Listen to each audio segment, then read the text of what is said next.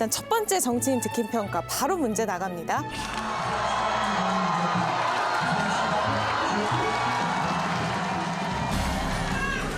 먼저 단도직입적으로 제가 말하죠. 저는 부산을 너무나 사랑합니다.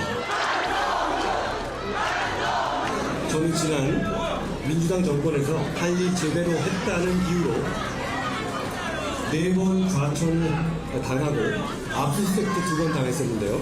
그 처음이 바로 이곳 부산이었습니다. 저는 그때 저녁마다 홍정 바닷길을 산책했고 서면 기타학원에서 기타를 하고 사직에서 롯데 야구를 봤습니다.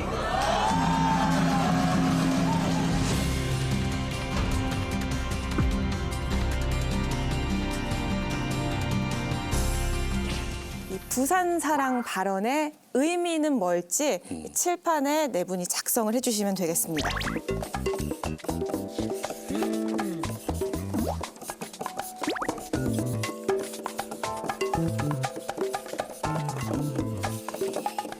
그래도 새로 오셨으니까 뉴페이스 부위원장님부터. 모처럼 칠판 글씨로 안 써지네요, 이거. 몇십 년 만에 써본 것 같아요. 자, 저는 실현, 단련, 전국구. 이게 무슨 말이에요? 본인도 이야기했죠. 부산에 차천돼서 갔다. 실현을 겪었습니다, 그 당시에. 그래서 단련이 됐겠죠, 내적으로나. 그런 다음에 지금 이제 전국구 정치인이 됐습니다. 그래서 부산 가면 부산 이야기 할 수밖에 없고 또 딴 데 가면 딴 데 이야기하는 전국 정치인이 됐다. 전국구 정치인의 발언인 거다라는 말씀이셨죠? 그렇지요. 네. 수석님. 네, 뭐 기억이 나실라나 모르겠는데 30년 전 30년 전 그 한나라당 이해창 총재가 있었거든요. 대선 후보. 이회창 총재 정도는 다 기억하죠, 수석님. 근데 아니. 이회창 총재면은 왜 30년 전 이해창 총재하고 이 연상이 되느냐. 굉장히 많이 회자됐던 게 전국 어디를 가나 자기 연고. 그래서 뭐 충청도 가면은 예산이 뭐 자기 고향이고 또 어디 뭐 영남 가면은 뭐 사모님이 뭐고 어디서 뭐 판사하고 그래서 연고 강조를 전국에 다 했어요. 하여튼 미국 빼고는 다 했던 것 같아, 연고를. 그래서 최근에 한동훈 비대위원장 보면은 이 지역 사랑합니다 이런 것을 강조하는 거는 뭐 그럴 수 있는데 이게 지역마다 다 똑같이 되다 보면 이거 뭐지? 이럴 수 있고요. 또 하나는 비본질적인 거거든요.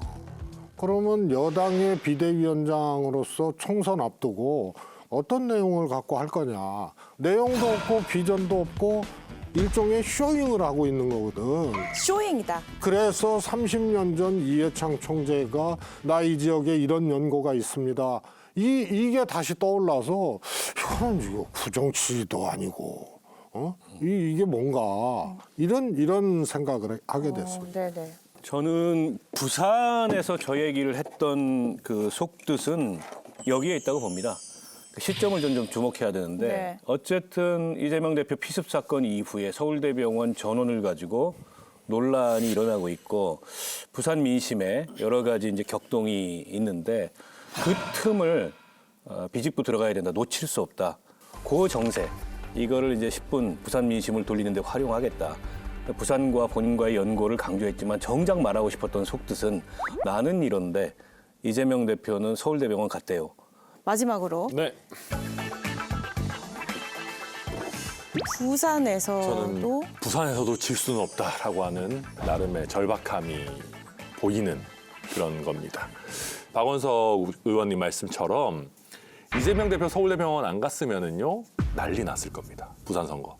만약에 한번 상상해 보십시오. 이재명 대표가 부산대병원에서 치료 잘 받고 나오셔가지고 부산이 저를 살렸습니다, 여러분. 지금부터 부산이 제2의 저의 고향입니다. 저 남은 인생을 부산을 위해서 바치겠습니다. 노무현 대통령의 이 PK 민주당의 어떤 노력들 이재명이 완성하겠습니다. 그랬잖아요. 부산 선거 끝났습니다. 그거 다 날렸고 오히려 한동훈 위원장한테 기회를 준 거예요. 배팅볼을 던져준 거예요.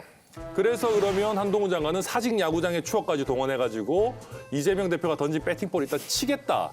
라고 했는데 이 방식이 조금 별로예요.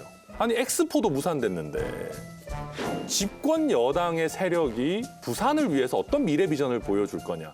그때 약속했던 수많은 기업과 일자리는 어떻게 할 거냐가 나와줘야 되는데 1992 티셔츠 입고 사직야구장 간 게 화제가 되는 거는 아주 좋은 배팅볼을 던져준 거에 비해서는 사실은 실질적인 효과는 좀 적었다. 그렇게 네. 그럼 제가 변론을 좀 해줄 수밖에 예, 없는 예. 상황인 것 같습니다. 제가 넥타이를 좀 매고요. 뭐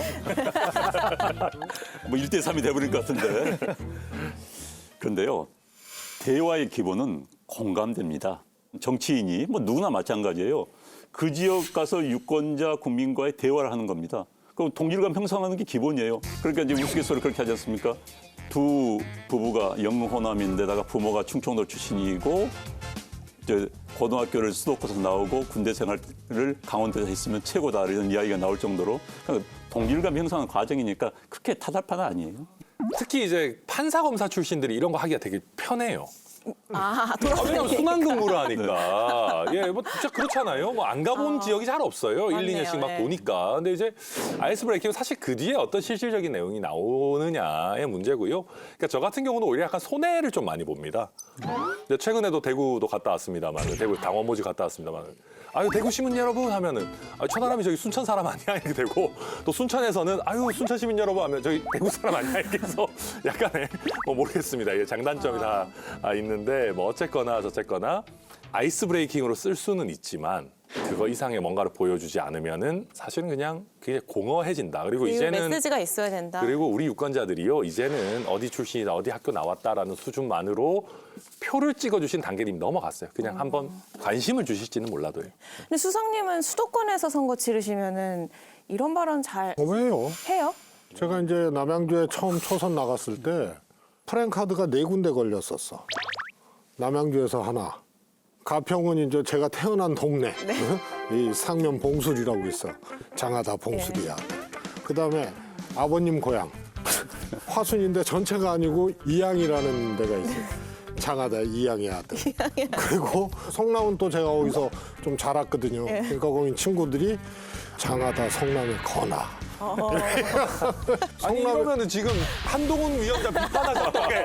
전혀 지금 설득력이 다 없어지잖아요 지금. 무슨 소리야 나는 본인 가서 선거운동하고 가평 가서 선거운동 할 일이 없었어. 연구 이야기하는 건 인간의 본성이에요. 아니 근데 제가 얘기하는 건 그거예요. 비상 상황에서 비대위원장으로 취임해서 이런 것만 했지 다른 게 없잖아요. 그걸 얘기하는 거예요. 메시지가 없었다고 한다면 대한민국 국민들이 바보입니까? 왜 열광합니까? 그건 국민들을 너무 낮게 보는 거라고 생각해요. 그래서 지금 한동훈 위원장이 취임한 지 얼마나 됐나요? 얼마 안 됐습니다. 그리고 메시지는 지금 나오고 있습니다. 내가 지금 과정이 속에 있는데 그걸 지금 없다 하면은 뭐 하지 말은 소리는 마찬가지인 거고요. 국민의힘당과 뭔가 다른 이미지를 보여주고 있다. 국민의힘당이 정말 상당히 간판 스타가 바뀌면서 막 바뀌고 있다는 이미지를 만들고 있는 거예요. 그건 굉장히 중요합니다. 그래서 이 행보가 과연 효과가 있을지를 봐야 할 텐데 어쨌든 한동훈 위원장이 가면 지역에서 이 시민들 혹은 당원들이 열광하는 거는 사실이잖아요.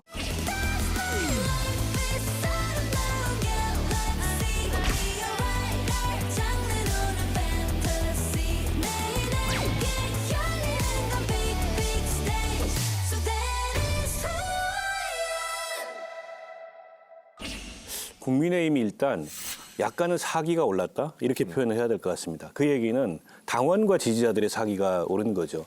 그리고 한동훈 비대위원장을 중심으로 뭉쳐서 총선을 치러보자 이제 이런 의지가 형성되는 것 같고 그게 전국을 돌면 보이는 거죠. 네. 막 사진 찍자 그러고 구름 관중을 모으고. 근데 그게 과연 확장성이 있는 어떤 정치적 그 조짐일까에 대해서는 아직 판단하기 이르다고 저는 생각해요. 저는 한동훈 비대위원장 취임사에서 가장 모순된 대목이 뭐냐면 출마를 안 한다는 거였습니다. 그게 너무 이상했어요. 왜요? 본인은 그게 희생이고 헌신이고 배수진으로 얘기하는지 모르겠지만 아니 험지에 가면 되잖아요. 그렇게 해서 당의 선거 분위기를 바꾸고 사기를 진작시키고 근데 출마를 안 한대요. 그러면 선거 끝나고 뭐 할 겁니까? 제가 보기에는 한동훈 비대위원장은 국민의힘이라는 정당에 애정이 없습니다. 선거 끝나면 돌아갈 사람이에요, 어디론가. 그게 내각이 됐든 예. 아니면 다른 어떤 자리가 됐든. 국민의힘이라는 정당에 뼈를 묻고 다음 대선까지 뭔가 정치를 통해서 본인이 차기 주자임을 증명하겠다면 이번 총선에 안 나오는 거는 굉장히 비상식적인 문법이에요. 본인이 무슨 전지전능한 능력이 있어서 정치도 안 해보고 선거도 안 해보고 출마도 안 하는 사람이 선거를 지휘합니까? 뭐 그렇게 이야기할 수도 있는데 4년 전에 황교안 대표가 종로 선거에 나왔습니다. 종로 선거에 나오면서 종로에 딱 묶여버렸습니다. 결국 그래서 종로에서 결국 떨어졌죠. 이것도 저것도 아닌 상황이 됐었습니다. 야당 입장에서 본다면 한동훈이라는 인기 있는 스타를 서울 시내 또 뭐 경기도 어디 험지에 묶어놓고 빼놓는 겁니다. 그럼 한동훈 위원장 살기 위해서 거기 묶일 수밖에 없는 것이죠. 선거 기간 내내. 그건 여당으로서는 정말 좋은 대책이 아니라 실책 중에 실책이 될 수밖에 없는 거고요. 정치란 건 내일을 알 수 없는 게 정치입니다. 어떤 상황이 벌어질지 몰라요. 그러나 그럴 때 계산이 안 될 때는 내려놓으면 생길 가능성이 매우 커요. 그래서 지금 상황에서는 불출마 선언이 내려놓는 겁니다. 자기의 어떤 국민적인 지지만 가지고 있으면 언제 어디서든 무슨 일을 할 수 있거든요. 그렇기 그래서 때문에 제가 드리는 말씀이 한동훈 장관의 대권 행보라는 거예요. 국민의힘의 총선 전략이 아니고. 그런데 이제 이런 거 있어요. 어찌됐든 국민의힘 입장에서 본다면 황교안이라는 스타가 없었다, 아니 한 비대위원장의 이라는 스타가 없었더라면은 잠잠한 채 끝났을 겁니다. 근데 저는 우선 황교안 전 대표와 한동훈 위원장을 헷갈리시는 게 좀 자연스러운 일이다라고 봅니다. 이게 뭐 말실수가 아니라 정말 비슷하다라는 생각이 들고 그걸 벗어나기 위해서 안 하는 거잖아요. 황교안은 묶였습니다. 한동훈은 뜁니다. 그 차이인 거예요. 사실은 그것보다도 용기가 없는 거 아닙니까? 황교안 대표도 총선 종로 나가는 거 사실 망설였어요 그때. 근데 그러다가 어쨌든 용기 내서 험지에서 내가 먼저 솔선수범하는 모습 보이겠다라고 했던 거거든요. 그것도 안 하겠다는 거잖아요. 그러니까 한동훈 장관은 락스타인 거 맞습니다. 근데 그 락 음악을 어디서 부르고 있냐면은 윤석열 대통령이 만들어 놓은 돔구장에서 부르고 있어요. 한동훈 위원장이 올라오셔서 노래 부르니까 다 열심히 박수치고 주목하는 거 맞아요. 근데 문제는 문을 윤석열 대통령 돔에 이미 안 들어와 있는 국민들한테도 열었어야 돼요. 근데 그거를 위한 노력은 대통령실도 안 하고 한동훈 위원장 본인도 안 하고 아무도 안 해요. 문을 닫아놨어요. 그게 대표적으로 김건희 특검법이고요. 그다음에 자기는 노래 부르고 있는데요. 지금 중요한 거는 253개 지역구 47개 비례대표에 다른 작은 스타들을 내보내야 돼요. 쉽게 얘기하면 기획사를 운영을 해야 되는 겁니다. 근데 한동훈 위원장은 노래만 부르고 있고요. 기획사 운영은 이철규 의원이 다 하고 있어요. 이거 누가 공천하는지 다 압니다. 이 얘기를 바로 해볼게요. 유명 예. 가수가 있으면요. 유명 가수 뒤에 매니저가 있는 겁니다. 근데 매니저가 자꾸 점만 찍고 계속 돌아오시는 분이어가지고. 아니 그리고 자꾸 이제 이게 야당의 선거 전략인 거예요. 한동훈을 험지에 묶어놓는 게 야당의 선거 전략이기 때문에 그래서 그 빠지지 않을 함정에 것이다. 빠지지 않을 것이다. 그러고 보니까 일녀 삼녀인 건 맞아요. 아니